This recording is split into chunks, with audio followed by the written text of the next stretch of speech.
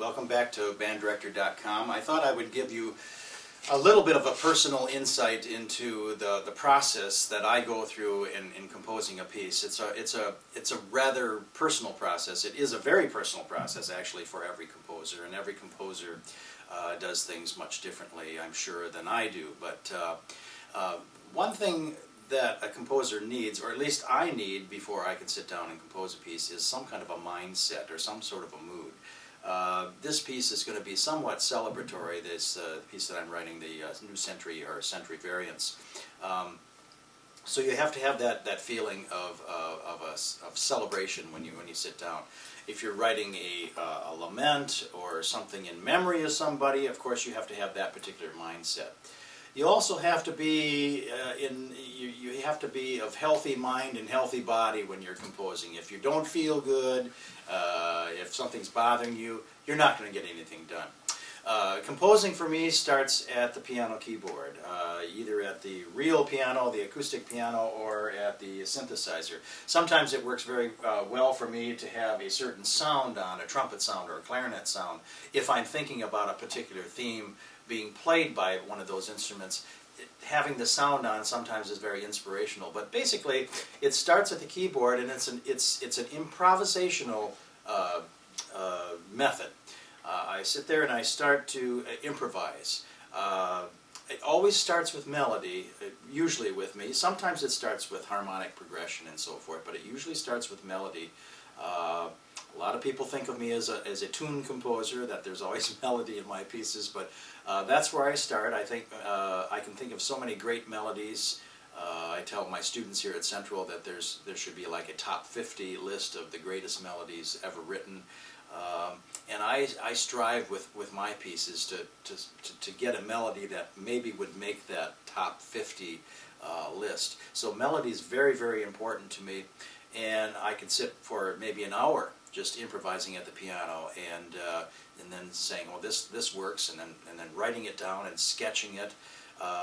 Sitting down and then maybe leaving and then coming in the next morning and looking at the melody, playing it back again, and then saying, I don't think that works. And so it goes through a lot of changes before I'm really happy with it. Then after that, and as I'm going along, I start thinking of the implied harmony. What kind of harmony goes with this melody?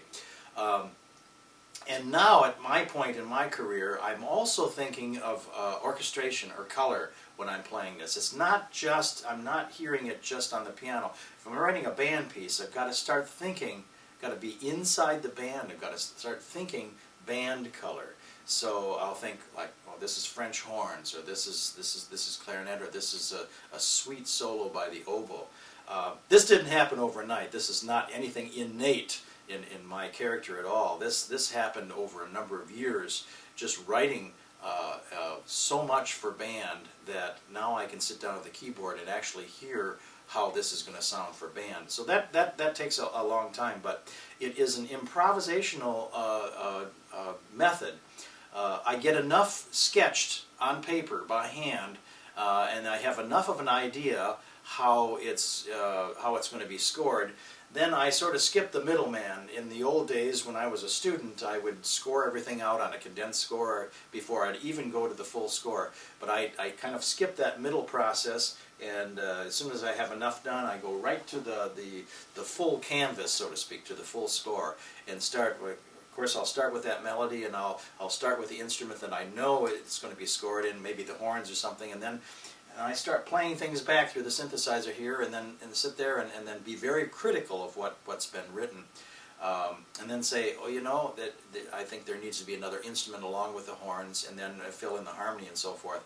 I keep going back to pages of the score and saying, I need to fill in a little bit. It's sort of like a puzzle sometimes, and the orchestration, to me, is extremely important in the creative process, because this can make or break good melodic material. You can have very good melodic material and good rhythmic material and good harmonic material, but if you score it poorly, it's not going to come off. Think of some of the great composers like Rimsky-Korsakov and Tchaikovsky, whose scores are just marvelous, and their scoring is so marvelous that everything it really comes across much stronger So that's a very important part of the progress. But once you get into the piece, once you've got that main melodic material, it's sort of like a snowball rolling down the hill. And you get to a certain point, you listen to it, and then you kind of know where it's going to go next.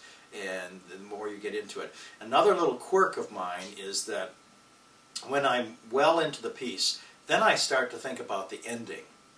And I thought this was a very unusual characteristic for a composer to say, oh, I got to think about the ending now. How am I going to end this piece? So I start working on the ending. And what this does is it provides a light at the end of the tunnel. And then I say, oh yeah, okay, this is the way it's going to end. I'm right here right now. Now I know how I can fill it in from here to here. So I often do that. Endings and beginnings are very, very important for pieces. The introduction of the piece is like the curtain rising for a play, and you see the scenery before the characters even walk on the stage. And of course, and that's first impressions are very important. So I think that's like a first impression of the piece. And of course, the ending will be the last thing that they remember about the piece. So that's very important too. And I struggle over endings. Another thing I struggle over too, you may be interested in, are titles. Titles are very important. I can't start a piece. I cannot get going into a piece and start working on it until I have a title. Just cannot do it. Some composers can. They say, I'm going to, I just started writing a piece and this is melody. It's got to have some sort of a title association.